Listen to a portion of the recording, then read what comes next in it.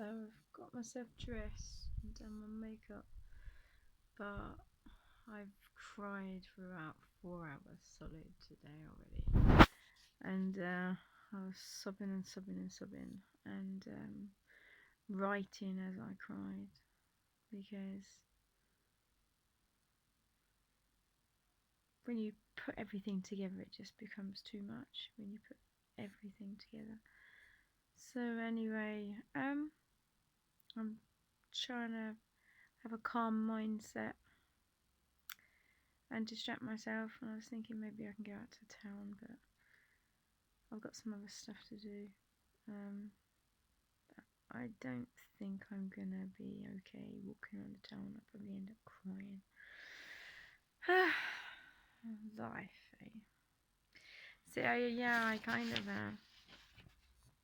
just felt really distressed. But distress is disbelief, isn't it, in God? And really, I should just trust, because if I've prayed for help and I've prayed for assistance, and Heavenly Father helps with the best outcome. And there's a saying, maybe good, maybe bad. But I only liked this guy's hugs. I only liked this guy's kisses. I only liked this guy's eyes and everything. He was a struggling spirit, you know, and I thought that he was worth loving and worth. He's like a diamond in coal, you know, and I like a challenge, and he said he likes a challenge. Um, but anyway, he does have quite a narcissistic mother, and who also needs loving, and she's very manipulative, so she's probably spoken to him, even though they all can be, there's three in the family, they all can be great individually, but put them all together and then you got drama, especially if you put someone like me in there. There's always drama, not me creating the drama, but me observing it. So created by his mum. So anyway, I'm feeling a bit tired from crying so much. But I might do some journal updates of from my past, you know, or I might upload when my despair what I wrote. Oh,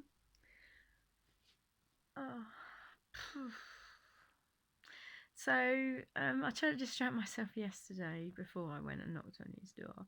I was really getting knotted up, and I was like, hadn't seen him for ages, and of course I always missed him, always loved him anyway. It's just that I just wanted him to understand how to treat someone, not to control them and not manipulate and all the rest of it. Anyway, he was getting there, but I just got a bit anyway, never mind. So I went to visit a sister of mine that I hadn't seen for. She's a half sister. I hadn't seen her for about 20 years, and she lives in Cambridge. So I was giving my army son a lift to London to see some friends, and then when he'd finished seeing friends, we drove off to Cambridge and chatted to this sister of mine for a couple of hours. She'd had some grief. She lost a son last year in a climbing accident, so I thought I'd go and see her and give her some support and some love, you know.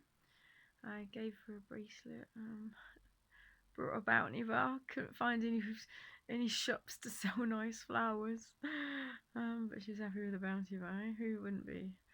And a favourite bracelet of mine, I thought, as a belated birthday present. Anyway, so I specifically made sure that today was clear for me to spend with this person because it's his birthday. But obviously, I cleared a few days to see him, and he's in this obvious mindset of protecting himself, which I don't blame him really. You know, put myself in his shoes. If you let yourself feel emotion, it's painful, isn't it? So, like I've been experiencing, it's painful, and so you just block that person out. You don't think about them, and you're just trying to distract yourself. And so, you know, that's what he's doing. But it's wasted energy, really, because I do love him, and you know, if he wants to love me, then why not love each other? So it's all wasted, um, you know, upset, because if you love someone, just love them, and that's what makes the world go round, isn't it? Really, you know, you can be wealthy, and it's not necessarily going to bring you love, and you can't help who you love, can you? You can't.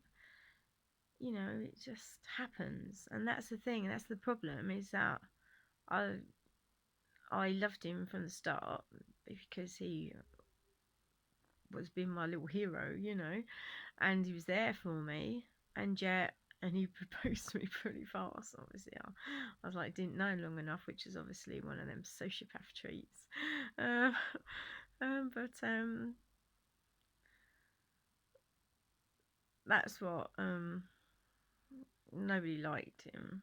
But I look deeper than that. I don't judge people straight away from the outside.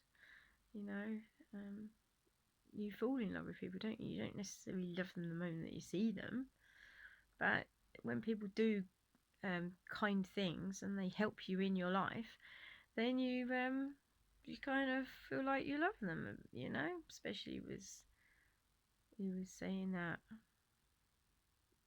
lots of nice things, spiritual things, and I'm a spiritual person. So, pa. Um, what else did I do?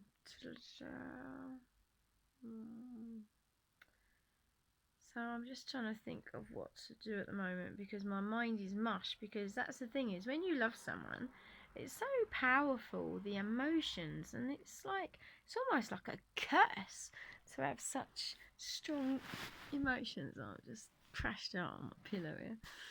I got a Pikachu.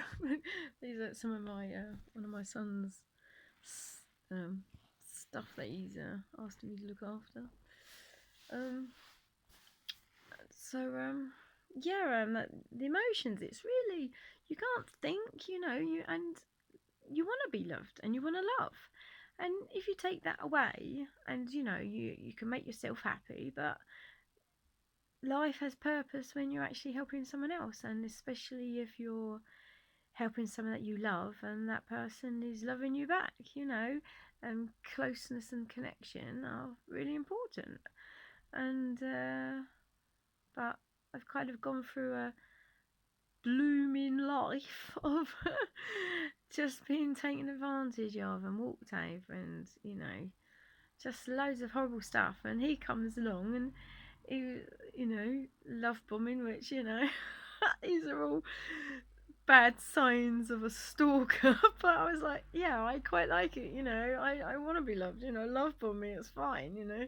But obviously when you get love bombed, there's obviously the opposite of, if you're not being what they want, then there's like what he's doing now. But at the moment, as I say, I don't really blame him. He hasn't, he thinks I got him arrested, which, you know, you don't do that to someone that you love. I mean, I'm quite disappointed with the police for treating him in that way and arresting him and keeping him overnight. I mean, you know, he was doing scary stuff, but I considered it mental breakdown, not deliberate. And so, you know, I said to them, look, he's been trying his best. He's not been awful, you know.